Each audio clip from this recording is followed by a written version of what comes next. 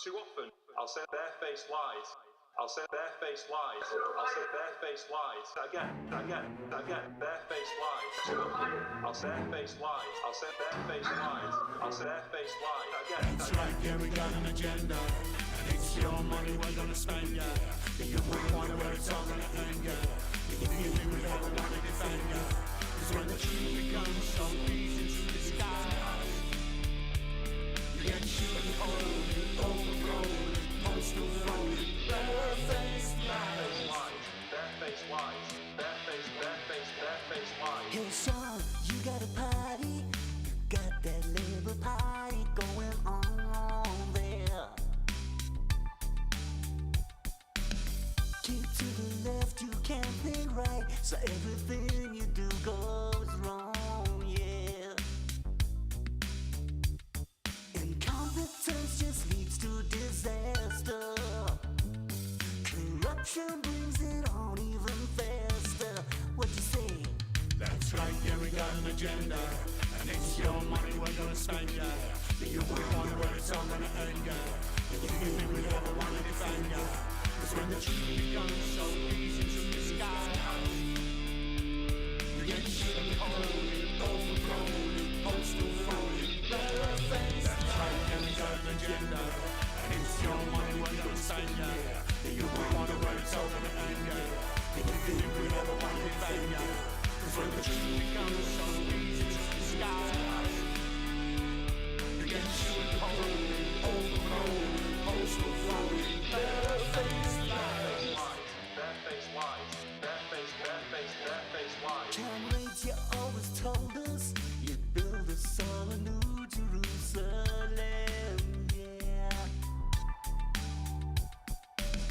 You talk the talk, but when you walk, you only leave a crooked line there. And you don't see the trouble that's brewing if all you do is just what you're doing. That's right, yeah, we got an agenda. And it's your money we're gonna spend, yeah. You wouldn't want where it's all gonna end, yeah. You think we ever wanna defend, yeah. Cause when the truth becomes so easy to disguise, you get shit cold, overgrown, postal phone, barefaced lies. Is this where you wanna be? Debt and childhood poverty. Oh, somebody set us free from this corrupt kleptocracy. Oh yeah. Barefaced lies. That's right, yeah, we got an agenda. And it's your money we're gonna spend, yeah. You wouldn't wonder where it's all gonna end, yeah. You think we'd ever wanna defend, yeah. Cause when the truth becomes so easy to disguise, you get shit cold, overgrown, postal phone, barefaced. That's right, yeah, we got an agenda. And it's your money we're gonna spend, yeah.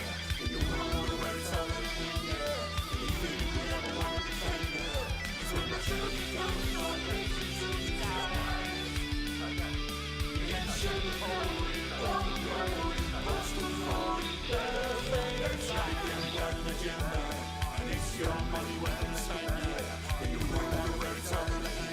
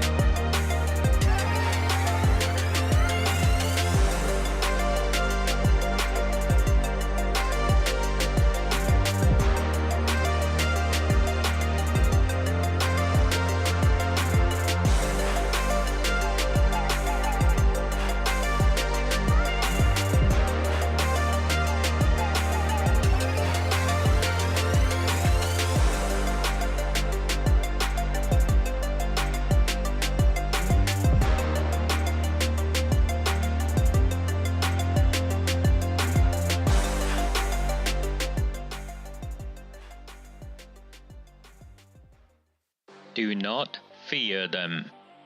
Do not fear any of them.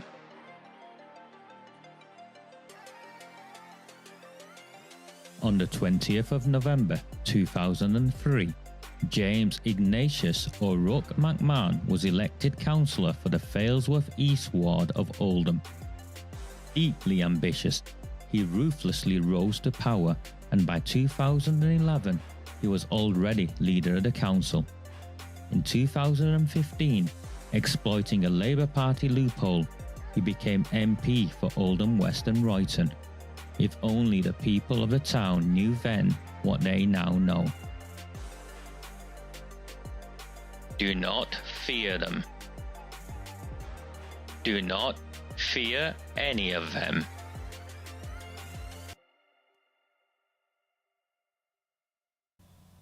Very, very good evening. Thursday, the 3rd of July 2025. My name is Raja Mia. This is a Recus at 9. These are one of the sorts of masterclasses I do every now and then. So that's the purpose of this evening. So I hope you've come here to give me an hour or so, I hope, and I will go through something I think is long overdue.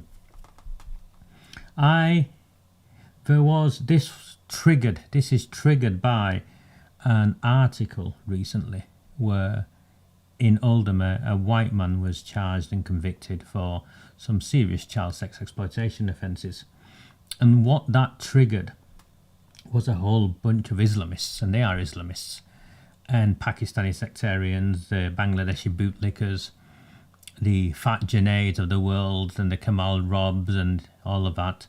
And you'll hear about those two names more and more as we go along on our journey, and you'll see why. And I don't know why it's done that, so please give me a second whilst I try and fix this.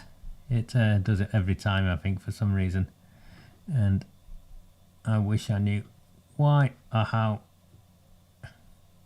it does that. You enjoyed the podcast, yeah? Just give me a minute. I think you'll value it once I've got this fixed.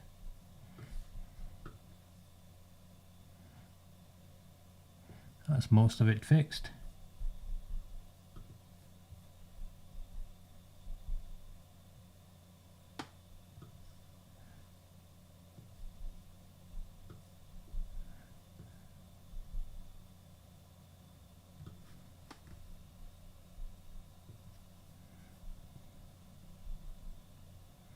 And I want to pick up on that because I think that's nonsense, and I do want to pick up on that, and I think that's it doesn't help us at all, I'm afraid.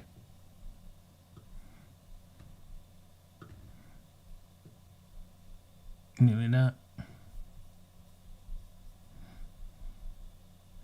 No idea when the James English one is out. Oh, you'll have to ask James yourself.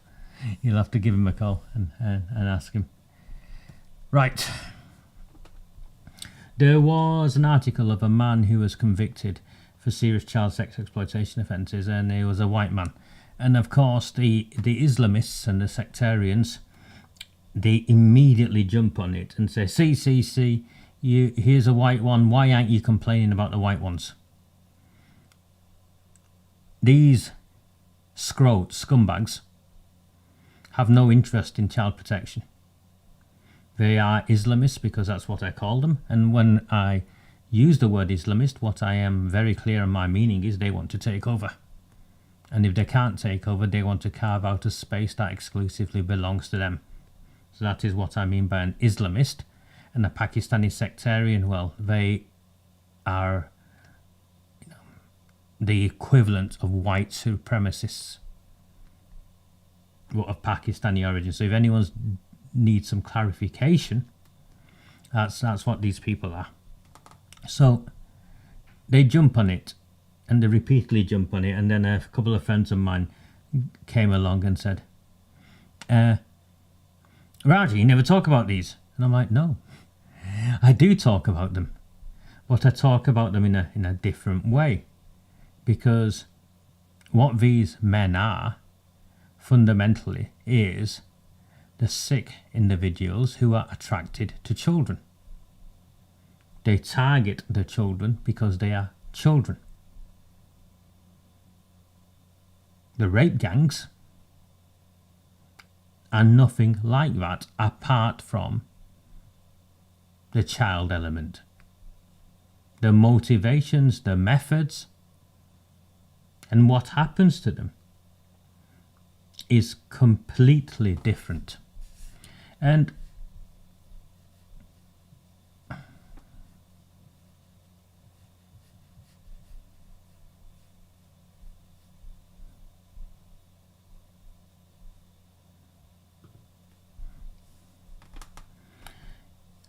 if you want to frame these as Islamist sex crimes,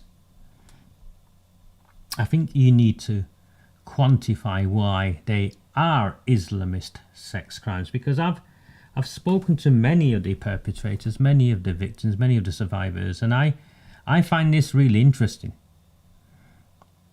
There is, without a shadow of a doubt, a group of people who have jumped on this because of the faith and the ethnicity of the perpetrators and also of the victims. There is, without a shadow of a doubt, people who have jumped on it for that. And what I want to make clear right from the outset to those from all sides is that I'm not one of those individuals.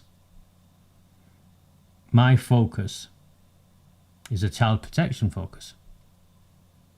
20 years more. And my focus is also a counter-extremism focus. Again, a lifetime. A professional lifetime. So,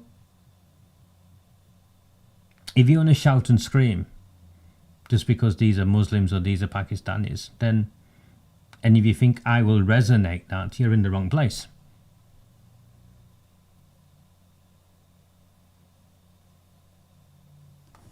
And I think it's important to set that out right from the beginning. My purpose, and if you watched the Peter McCormack podcast yesterday, I was very, very clear.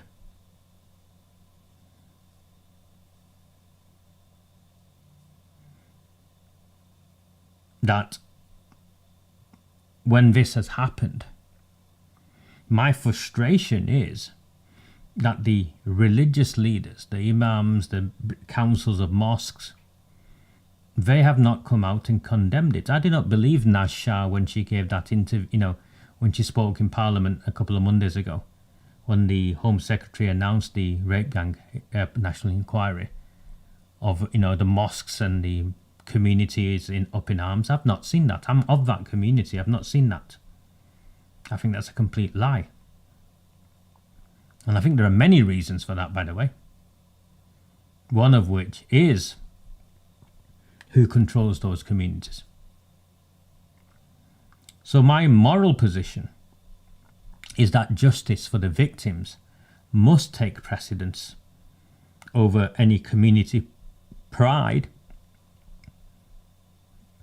fear on one hand, or political correctness from the powers on the other hand, however you define political correctness.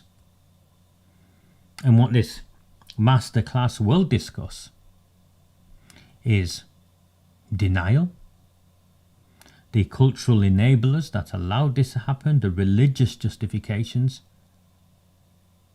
and I'll try and do it with nuance, and I'll try and be as forthright as I have always tried to be. And you look at this wrong, Ivan. I don't care if it was purely driven by radical Islam. I wouldn't care if it was driven by religious nutcases. I wouldn't care. What I care about is that I do not live in a country where these people have power or should have power. And in the end, the fault is not with whether you find criticisms in some people's interpretation of their religion. The fault isn't with the racism that exists. within the Pakistani communities. There is fault there. Don't get me wrong, but the fault isn't there. The fault is with the state, the government, those in positions of power. That's where I've always maintained the issue is, and where the focus needs to be. And that's one of the many things that sets me apart from a lot of the other commentators. One, I'm not really a commentator, who occupy this space. So, let's move on. Let's try and do it this way.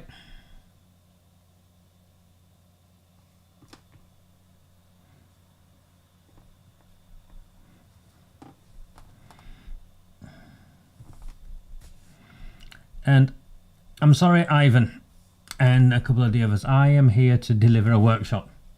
If you want to talk about Islamophobia or something else or any of that sort of stuff, I'm the wrong person to speak to this about this stuff right now. I am. I'm just genuinely the wrong person. I'm here to deliver what I class as a masterclass, and people are here to learn, I'd like to think. Sorry, Chloe, I'm just trying to get this.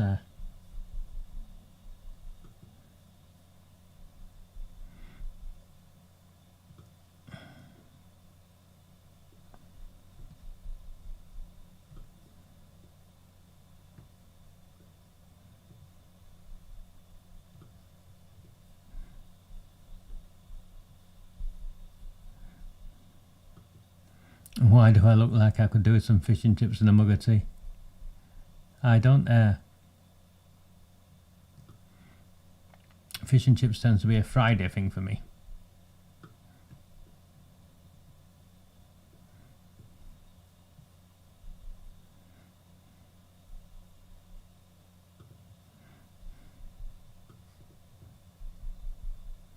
There's got to be some common ground to start with. There's got to be some common ground to start with. That'll do. So there's a historical context here. And in some ways, it is similar to the Catholic Church and what took place there.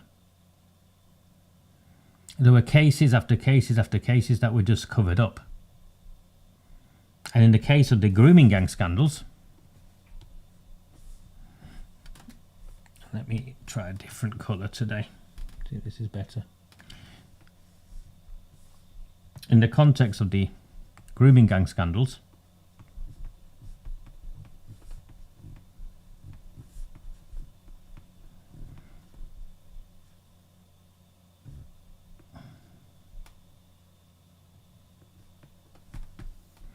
you had major geographical areas where there was a disproportionate number of Pakistanis or Muslims or Bangladeshis, whatever the demographic you want to describe that by. And I historically have said predominantly Pakistani, occasionally Bangladeshi, almost exclusively Muslim. And Maggie Oliver recently focused in on the Muslim. So you look at places like Rotherham, Rochdale, Telford, Oldham,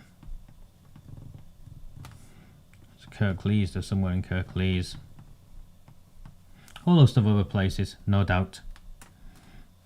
And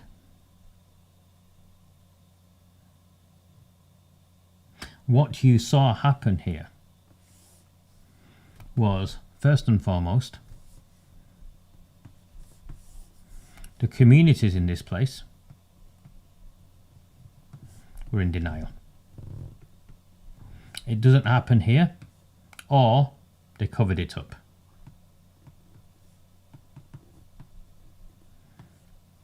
For whatever reason, in the same way the church did.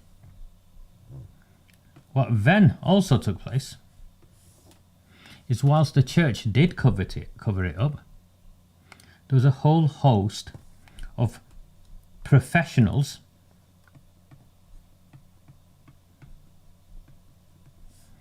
in child protection, one form or another.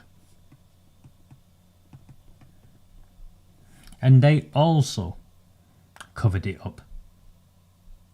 They also covered it up. And then when our leaders found out, for instance, the Archbishop of Canterbury, the last one, who admitted to covering it up, and our political establishment,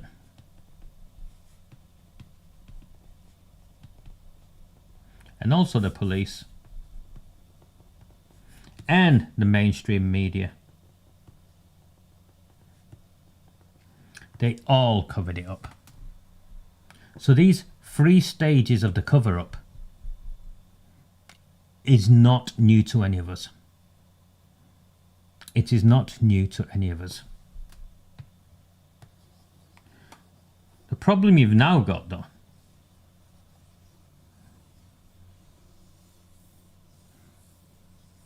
is once the cover-up broke, once the cover-up was exposed, in the United Kingdom, as elsewhere in the world, what happened?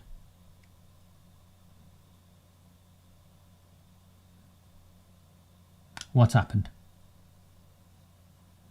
Once the cover-up was exposed, what happened?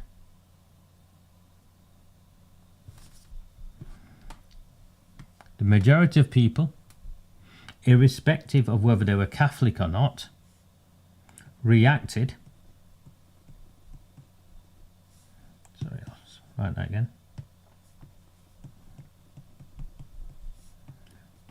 With rage, outrage, and they wanted justice. Yeah. Even if they were Catholic, even when it happened in the Church of England, people reacted and people responded and said, this is unacceptable. When you look at it with these Pakistani rape gangs, what you don't have is that the community, however you determine what that community is, refuse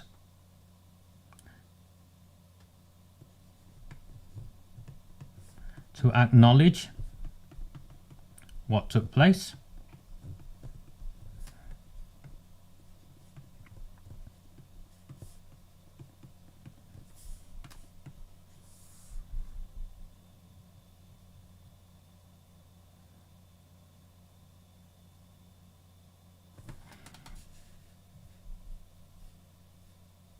I'm afraid that is as far from the truth as possible, and I don't know how long you followed me, but if you want to push that narrative, then I'm not going to have it, really. Okay, so you either listen, and if you've got a predetermined mindset here, then I think you go somewhere else.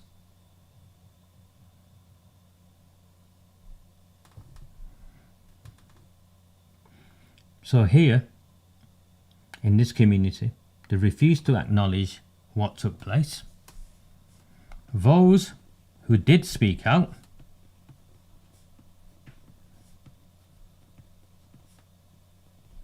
were punished.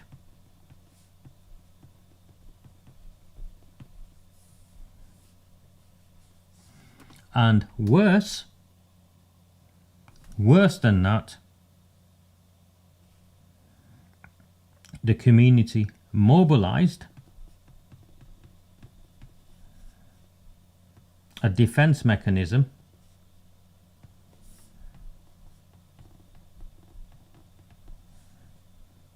that was only possible with the partnership of the police, the politicians, and the mainstream press. Which is why, as recently as January, the Prime Minister made reference to those of us who work on this as on a far-right bandwagon. So what you actually saw was not just a community or people within the community mobilising that way, refusing to accept what happened, punishing those who spoke out, but then mobilised a counter-defence, claiming it was a far-right bandwagon. But also you had, at the same time, the establishment also mobilise a cover-up. The denial is not one-sided, is it? The denial is not one-sided. To this day, the denial exists amongst those in power. And I'd argue that those in power are far more stronger, or should be far more stronger, than those from within any community.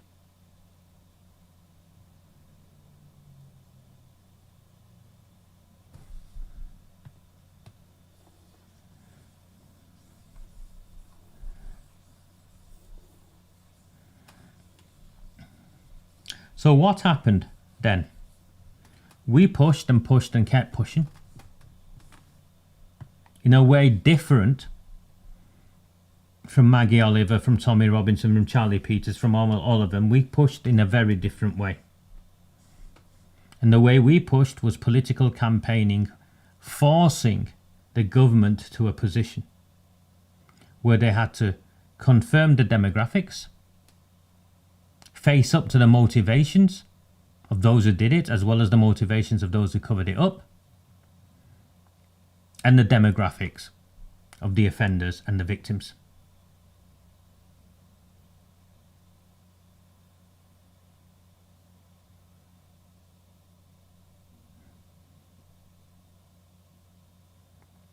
So, the overwhelming number of convicted offenders in towns are of Pakistani heritage. We get that now. They've been forced to admit that.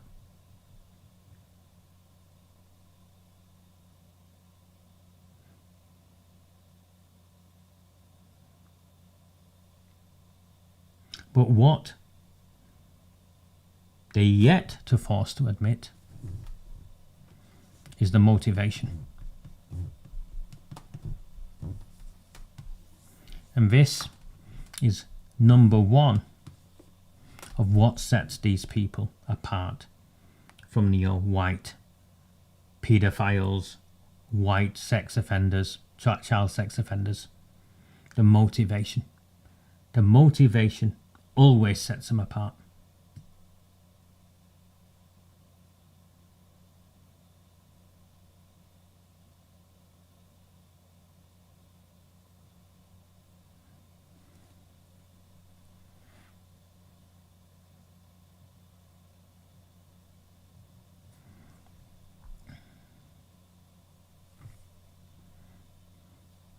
And then we'll look at what I call Pakistani denialism.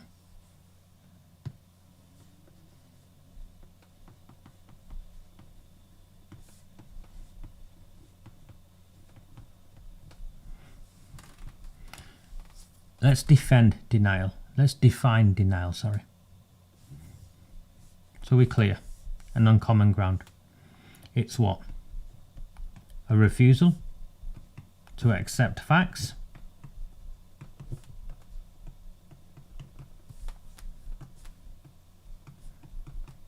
attacking whistleblowers,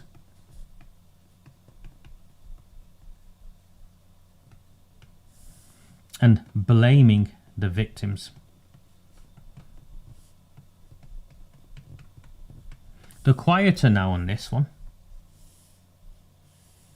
But if you follow this work, you will see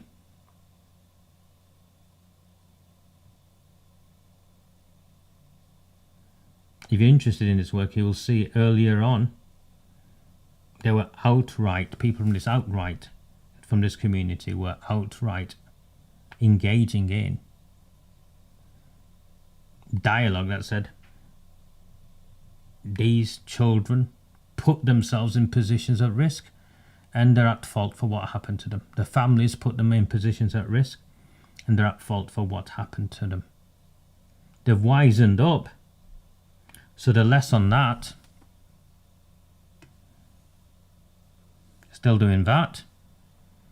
The refusal to accept the facts is now through deflecting to saying, what about the white ones? So that's what's taken place there. And they're used as the weapon in denialism. Here is where it comes in. I even spelled the word. Islamophobia. What about the white pedophiles?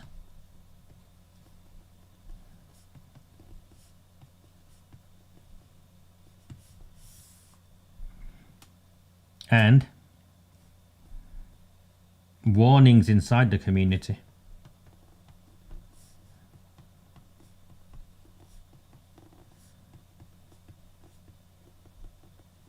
To stay silent.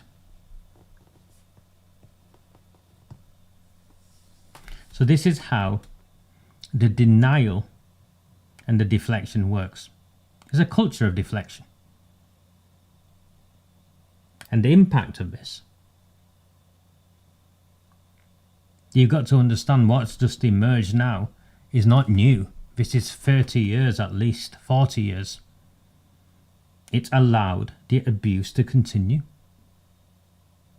The victims were re-traumatized. And public trust, your trust, was completely destroyed.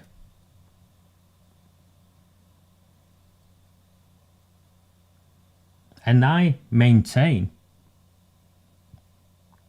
that if white communities protected predators in this way, they'd be rightly condemned.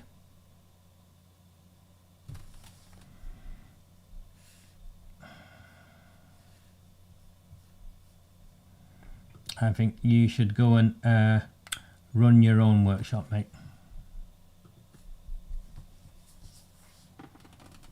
Sorry, I've sent him or her on the way.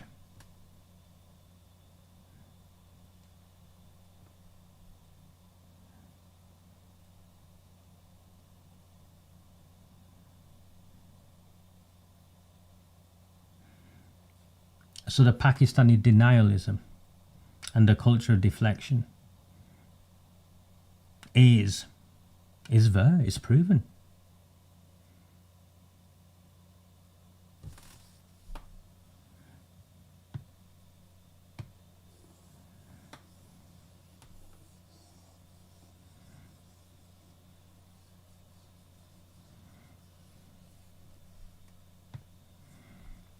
Now, last week,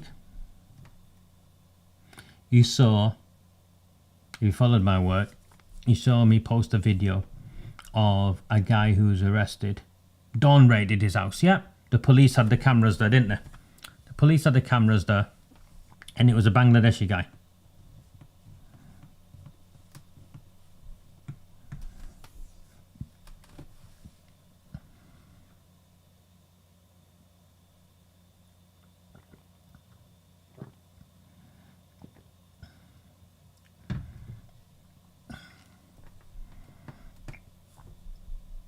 And the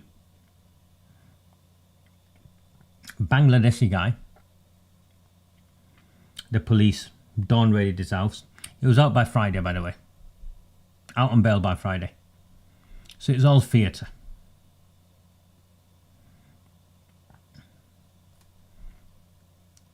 He's a drug dealer. His father's an imam. And what we are seeing is increasingly an overlap of not just Pakistani men, but Bangladeshis as well. And the connection between the two. Well, you can immediately say Islam if you want. But how Islamic do you think these guys who are drug dealers were? Tell me, how Islamic do you think drug dealers are? The motivation of drug dealers is to make money.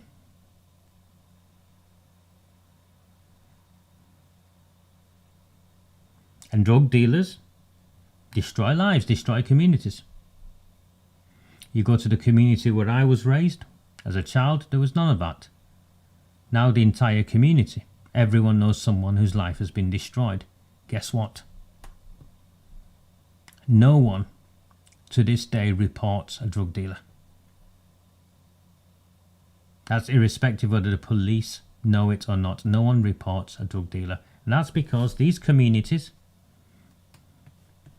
are still influenced by shame, drawing attention on themselves,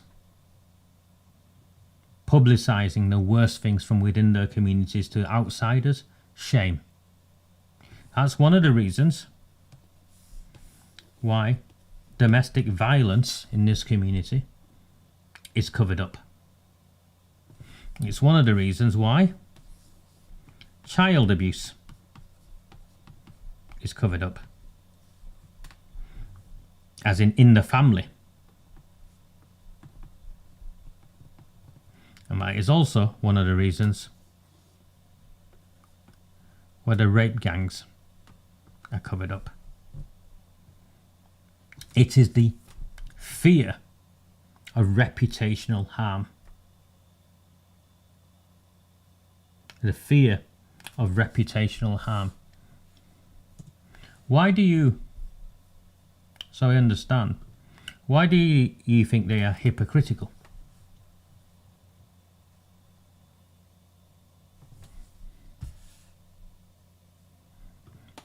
Haram money, hypocritical. Okay, I understand now. Yeah.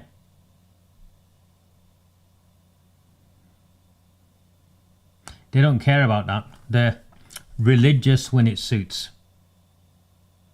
They're religious when it suits. So what do the Bangladeshis do? Of course they do what the Pakistanis do. They throw out the accusations of racism. And they are no longer using the word racism. They are using the term Islamophobia. It's Islamophobic. Now I've got a question for you. If you want to stop the gang rape of children, if you want to bring these people to justice,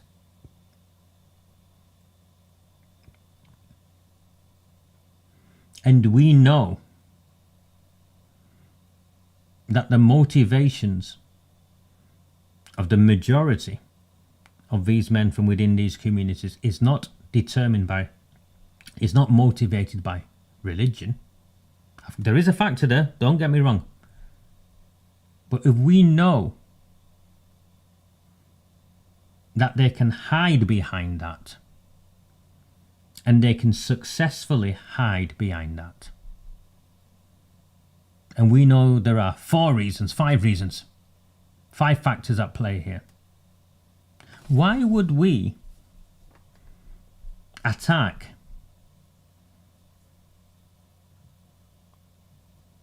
on the issue that we know they will turn around and use against us and will mobilize the government and everyone else to support them, and also their own community to support them?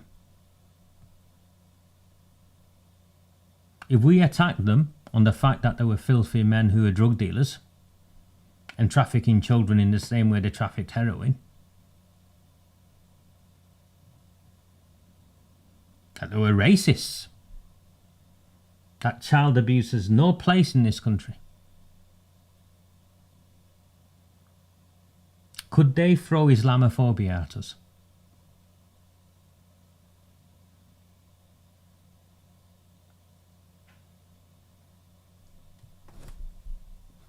I'd say no.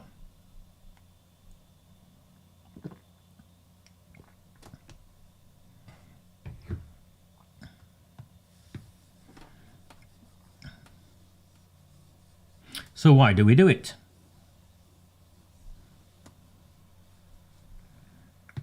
And from spending 6 years or 7 years in this space,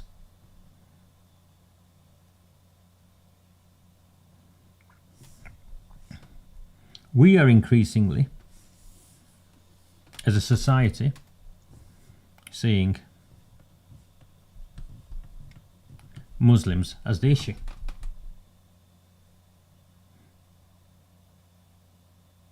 You've even got Maggie Oliver saying it now. The common denominator is Muslims.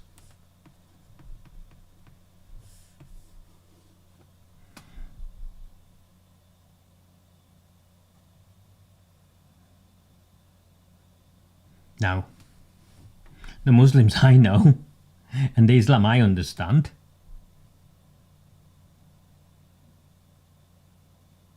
is not one where you can walk out on the street, grab a 12-year-old child off the street, rape her, call your mates, gang rape her, drug her up and traffic her.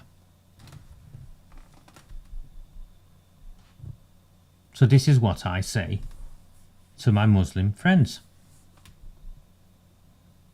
The solution to this is you need to own this. The imams need to speak out. And the people who are arrested and convicted need to be condemned.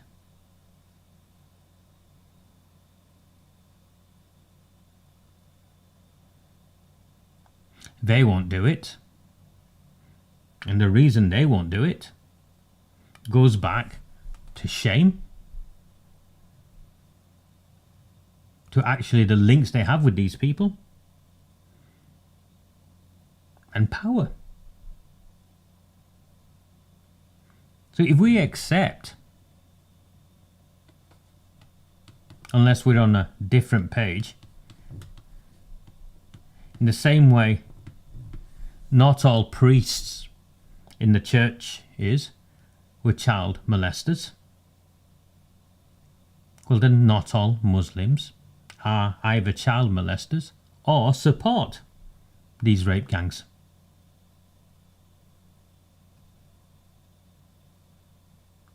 But this is my problem. I genuinely believe silence is complicity. If you know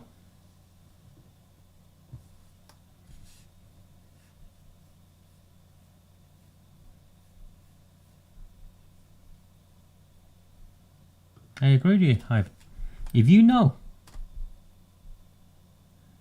what's going on and you don't speak out about it, then surely you're complicit.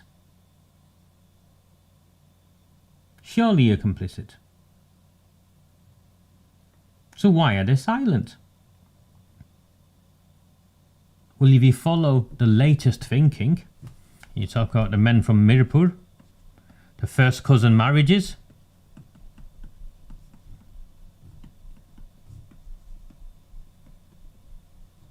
and the use of the word clan, you know that beyond nationhood here, religion, what their loyalty is to, it's not the Labour Party, that's for sure. The loyalty is tribal. We need to see this not just as that, but as a tribal issue. And in this country, we don't do tribal interpretations.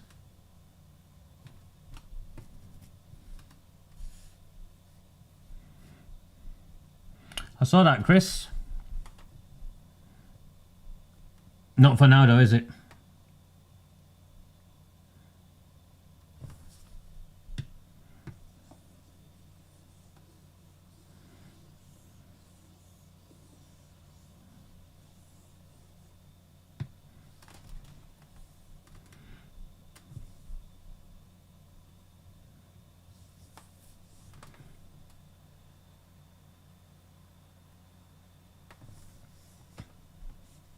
And when you have tribal, what they've done is the racism and the bits of the religion that legitimizes their prejudices have overlapped.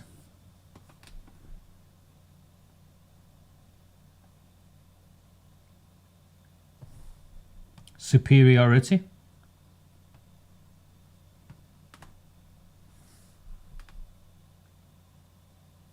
So they are superior to the non-Muslim girls that they're raping, and the girls that they are raping are unclean and unworthy of protection. So if you want to beat this, if you want to beat this, if we want to beat this,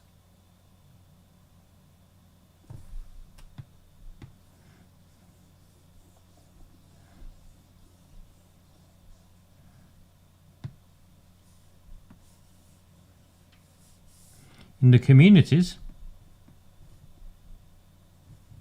we need to target their prejudices.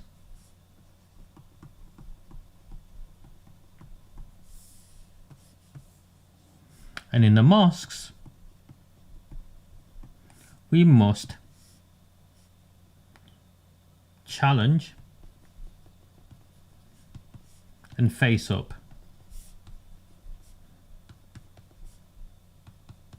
to the elements in the faith used to justify. But you and I don't have the power to engage here or here. What we have is the government and the law.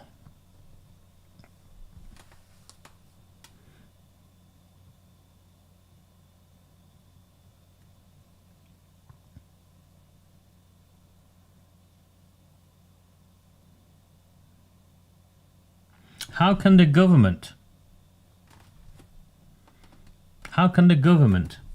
and I'll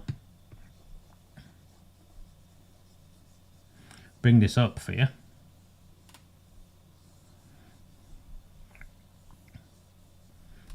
deal with this quote?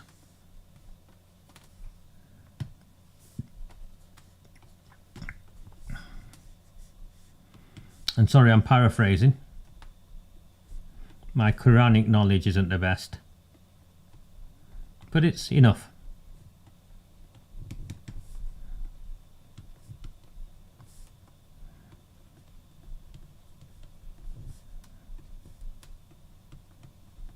Disbelievers are the worst of creatures.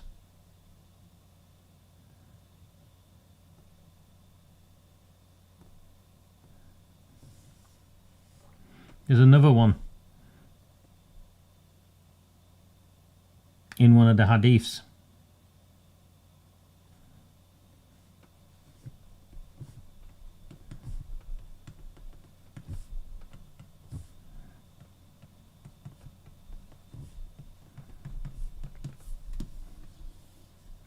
I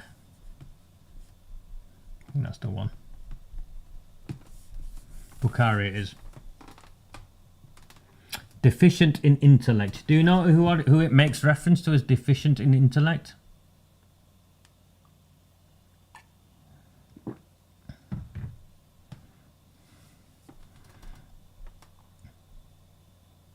Women.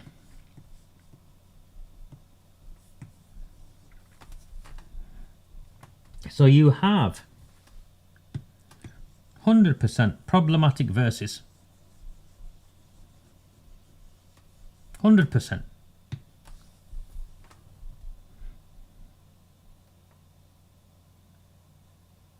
Can the government do anything on that?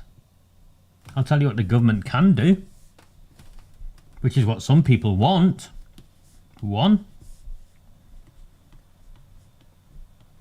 The government can ban Islam. Likelihood? No.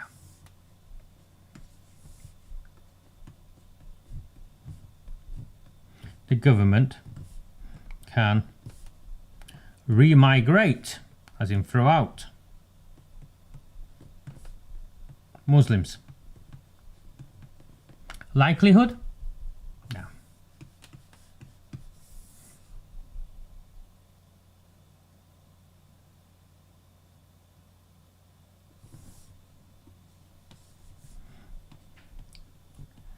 The government can target how it punishes Muslim criminals.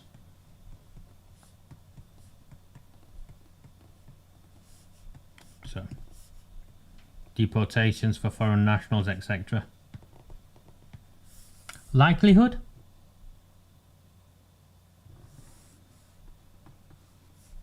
Ban halal meat. Why? To discourage Muslims living in the UK, so they go somewhere else.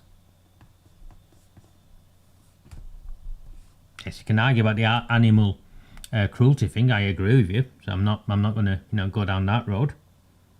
But those who want it banned in this Muslim targeting manner,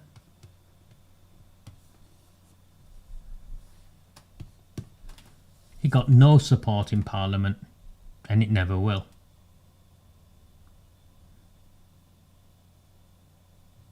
So, if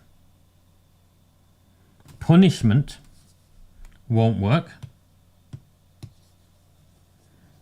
how do you target those beliefs in that community?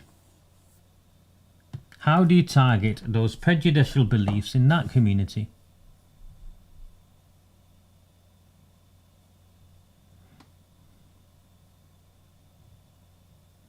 That is resulting to you saying things like this. The no-go areas in London and other places.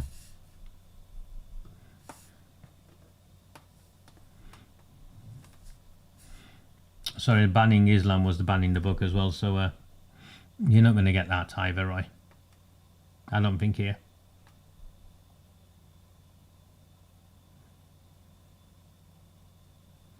So if you want to target the rape gangs, I think this is what I'm getting to.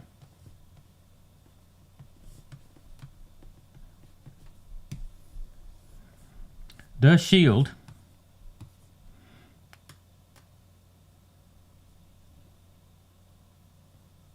includes Islamophobia. The evidence, and I mean this, the evidence is disproportionately showing that the motivations for this men, racism trumps religion, religious beliefs. In fact, they're motivated here through the way in which they tribally behave, cousins raping girls together. If you want to do this and you want to target this, then hopefully the public inquiry or Rupert Law's inquiry will be able to pull out how we do that.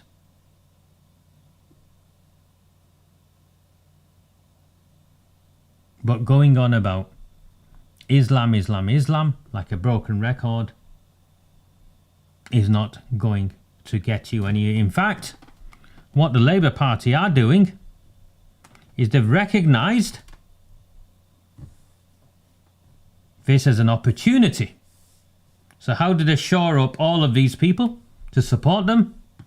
They bring in an Islamophobia definition.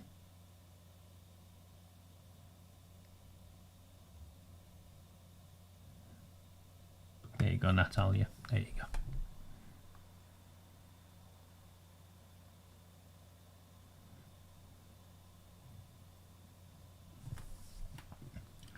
So we agree. Roger. The solution for this, if you accept the government's not going to ban Islam, ban the Quran, ban halal meat, if you accept that, and actually that's not going to stop this, by the way, it's not going to bring justice for the cover-up.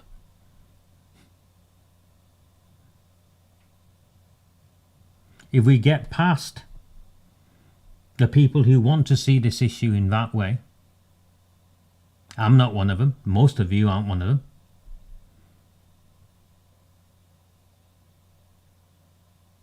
you have to accept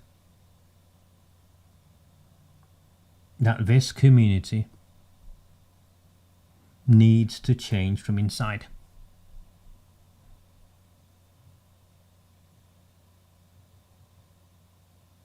And the only way this community can change from the inside is when the government from the outside helps those people who are wanting to change it from the inside.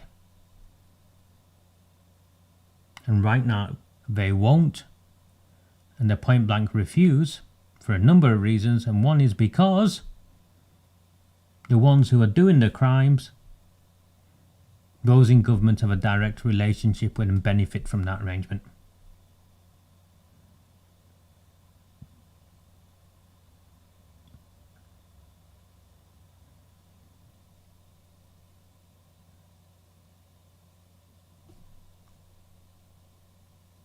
And that is why we need to reframe how we look at this.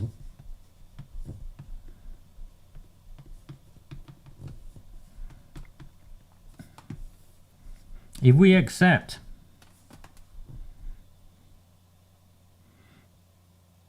that people aren't going anywhere,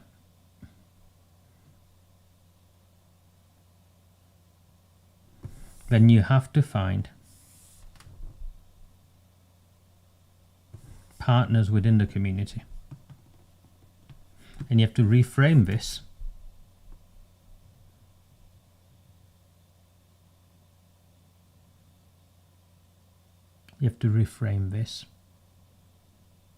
so that people, so the community, where the perpetrators come from, are seen as the solution. At the very least, partners in the solution. At the very least.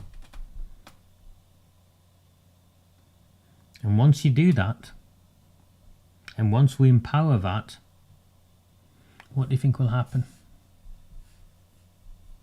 Once we start arresting the drug dealers, no matter what do you think will happen?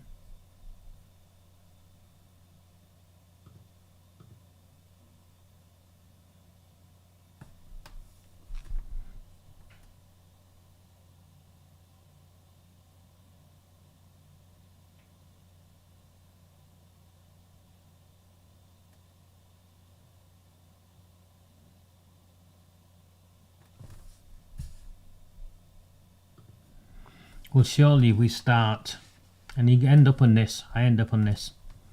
Surely we start with justice has to be colourblind. The perpetrators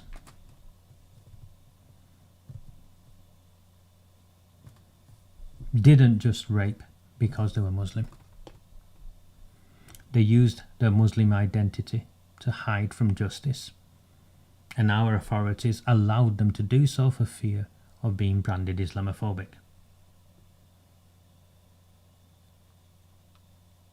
It is about race and religion, but it is also about power.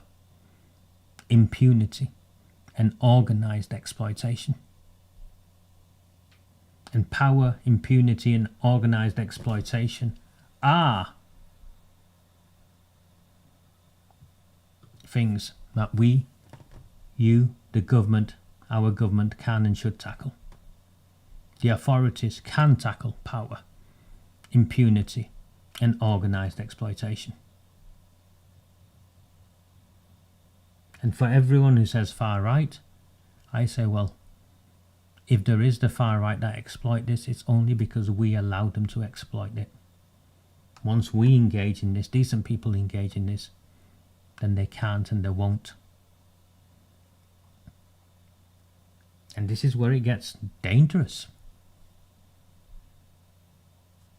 If Muslims don't help clean up this house, others will do it.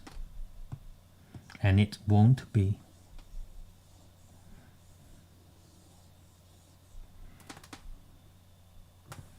It won't be fair, and it won't be with restraint. So, for instance,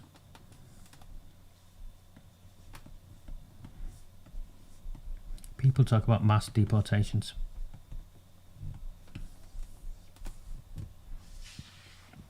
Easily dismissed. Extremist. What's two-tier justice though, Chloe?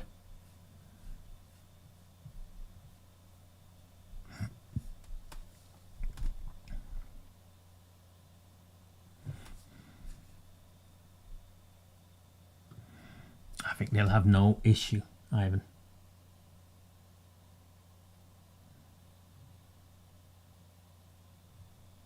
I think they'll have no say. So we talk about mass deportations. That's the language of an extremist. In terms of mass deportations of Muslims to solve this problem, you won't get it. Forget it. Not going to happen.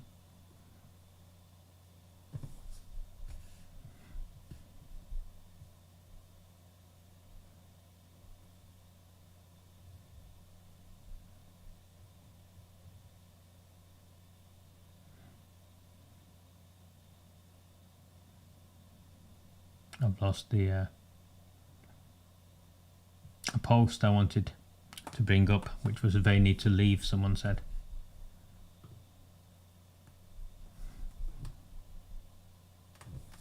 None of that's going to happen. You've got bloody Nigel Farage walking up and down high streets, pointing out barber shops.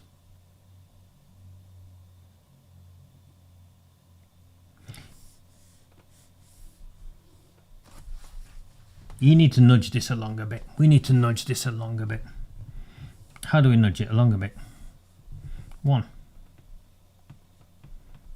We recognise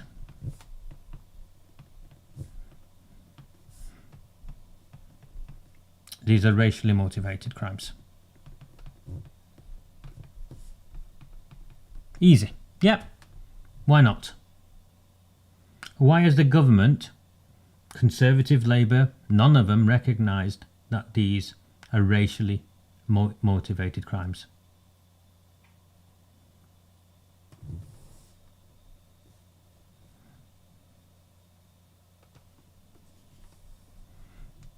Two, we need to accept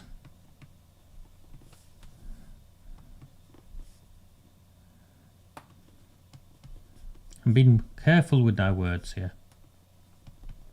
We need to accept that there are problematic interpretations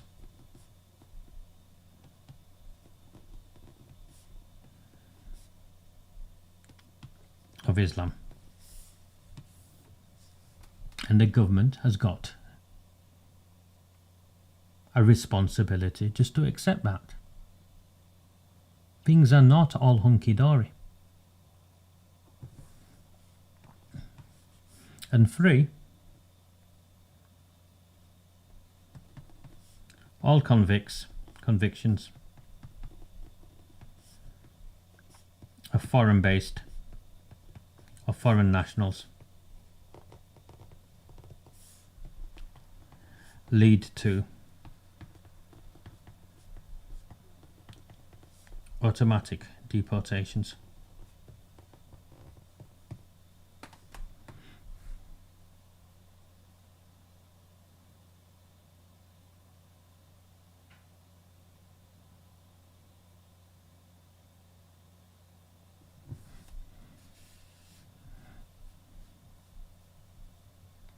I share a story, and you're newer with me, which is perhaps you're not familiar with the story. I share a story of the ringleader of the Rochdale grooming gang, a man called Shabir Ahmed. And the reason why he eventually got arrested wasn't because he was gang raping little white girls. It was because his daughter, his older daughter, kept taking her younger sister with her to the police. Because what he was doing out there, he was doing to his own daughters.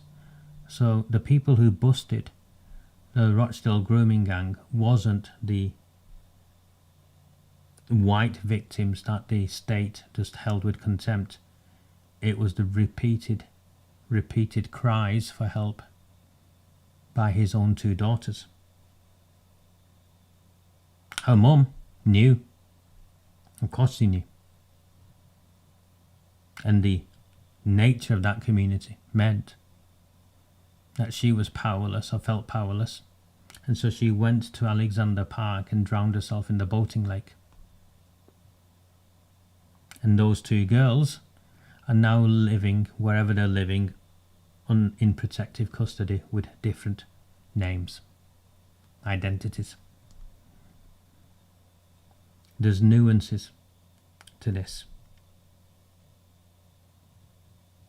So you've got to recognise, and this is the government can commit to these three things.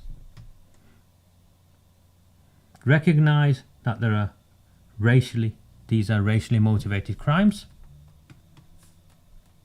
and add an X times sentence, 5 times, 10 times sentence to the crime. Straightforward. You, me, everyone else will start to be satisfied if the punishment is what it is.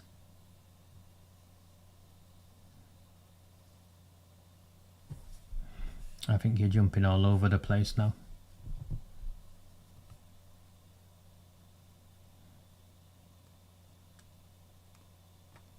Straight away. If the government, if the Home Secretary, if the Education Minister stands up and says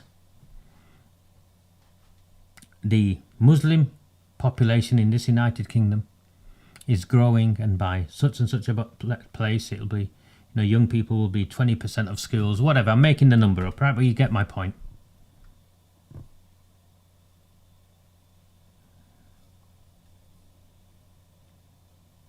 We can no longer leave it to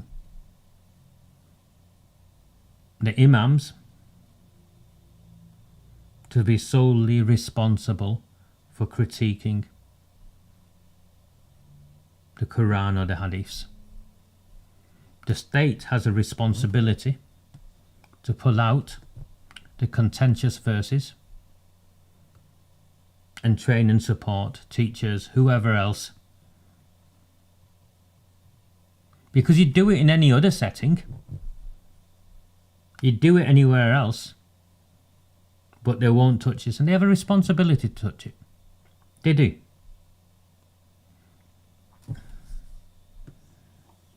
And despite all the gesturing,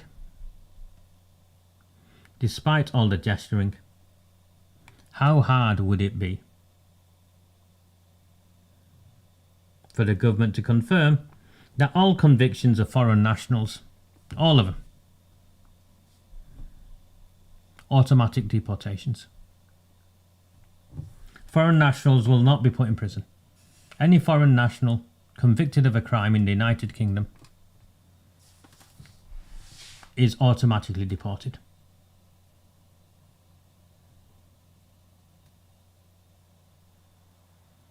So I started off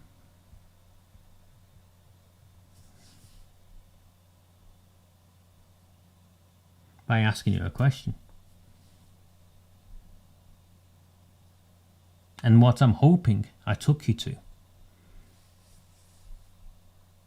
is those who want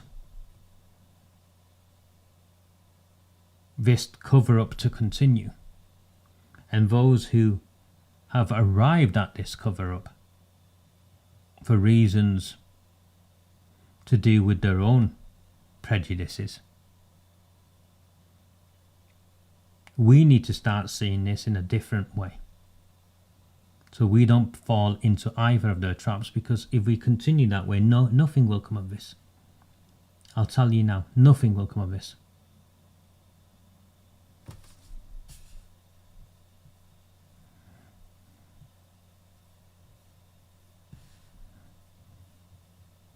And if you would be livid, if you think you can get on a boat and come back, I mean, I'm not sure you're looking at this in the right way, because you're clearly DNA people and all the rest of that. But there is a consensus of view across the country that foreign nationals who commit crimes should be deported. There is a consensus of view that these need to be recognised as racially motivated crimes. And there's a growing consensus that the state has a responsibility, as it should do, to confront the challenges that problematic interpretations of Islam have, and make certain things clear. Sharia councils, the marrying of children under 16. Although then I shrug my shoulders and I think, what did Baroness Casey come out with 2 weeks ago? Apparently the law is not clear. The law is not clear that if a child says the sex was consensual, then it's not a crime. I didn't know that, but Casey came out and said that.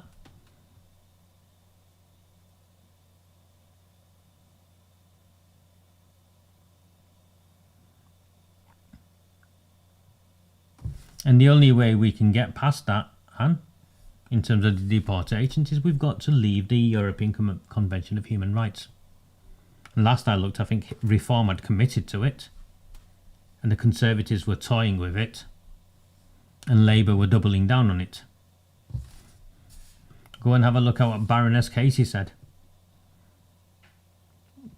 Apparently the police refused to charge some of them because they said it was consensual. I agree with you, by the way. I didn't realise it worked like that.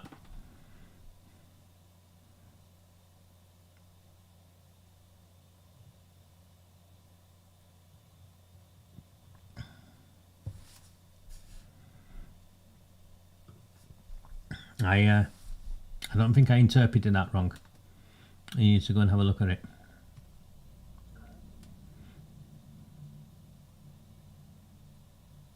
%, I didn't interpret that wrong.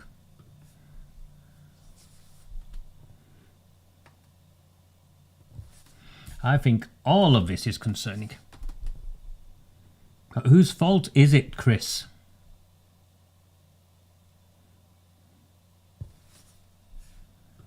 And that's why I say we need to stop just looking at this in these oversimplified terms and move to a position where we say, okay, what are we going to do about it?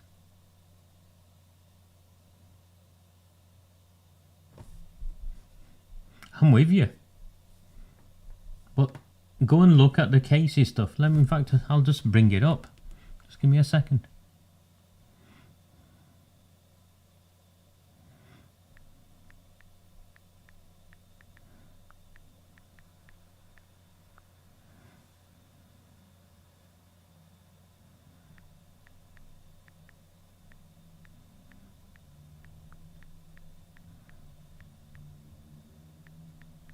So I can find it.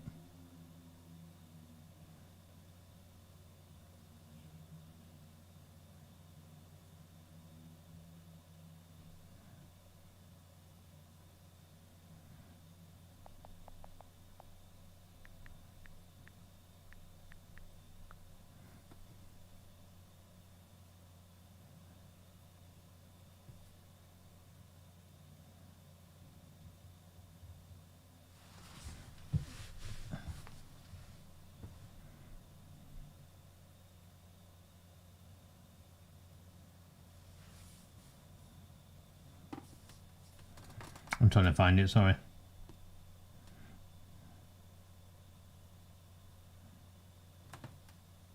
Here you go. Law Society Gazette. But given the age of consent is 16 in England and Wales, one question about which a layperson might assume there is room for debate is whether a child consented to sex. It would surprise and perhaps appall those people to learn courts routinely hear arguments on exactly this point.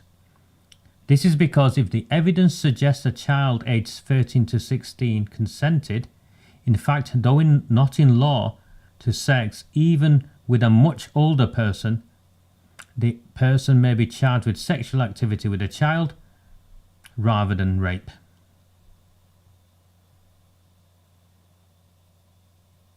So the law as it stands differentiates. See? Apparently the purpose of this distinction is well intended, to avoid criminalising relationships between teenagers as someone who reasonably believed a child was over 16. The nuance in this law is being used to the benefit of much older men who had groomed vulnerable children for sex. See? Thank you. I'm going to wrap this up into a proper masterclass with slides, and it'll be out there sooner rather than later with some of the others that I've now done and piloted with you. And the intention is for those of you who want to see this in a more nuanced way, well then that's what this is for. If you don't, that's fine. If you want to carry on as you are, also that's fine. I'm not here to force anyone to see things my way. I'm simply here to share what I know and what I've also developed an understanding of. It's easy, isn't it? The first bit's easy. Of course, if white rape gangs had targeted people from a different community because of their ethnicity or their religion in this community, it would be pulled up. But we need to go further than that. We need to say, okay, how can we stop this from happening? How can we stop this from happening now? And how can we actually find the solutions in partnership with the communities where these horrible men originate from, come from? Or we risk demonizing all.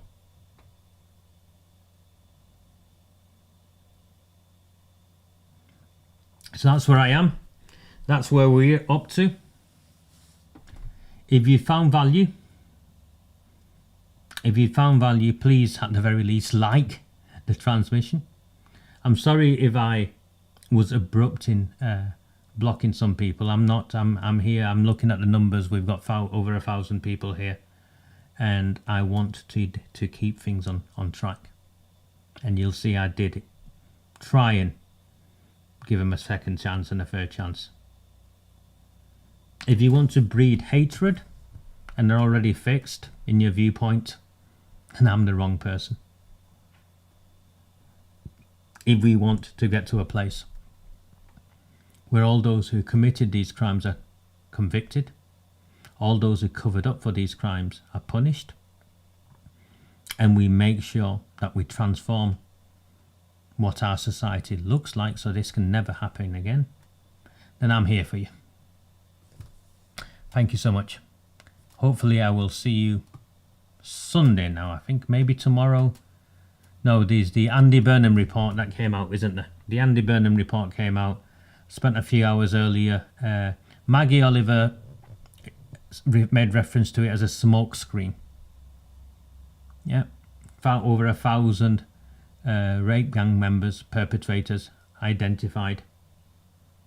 Over 700 victims identified. The report itself is more than a smoke screen. It's a continuation of a cover-up that's now lasted 8 years, I think, with Andy Burnham. I've gone through it like I go through it. There's 80 pages of it. I've highlighted every line I need to highlight, and I will go through it methodically and systematically with you tomorrow. I'm dropping my daughter off in school, and then either I'll come back and do it straight away about 10 o'clock. Yeah, 10 o'clock. Let's go for 10. Okay. So those of you who are interested, I'll see you at 10 o'clock tomorrow. Please like, please share, and if you have found value and you're new to me, there's a link at the top. Please, please, please consider signing up to Redwall and the Rabble. It's where I platform all my work. It's how I share all my work, and it's completely free. You only pay if you want to. And for those of you who have found value and are already subscribed and can afford to do so, please consider buying me a coffee. I am 100% community funded, and yeah, well, it's up to you to decide whether I bring value. A very, very good evening. Do not fear them. Do not fear any of them.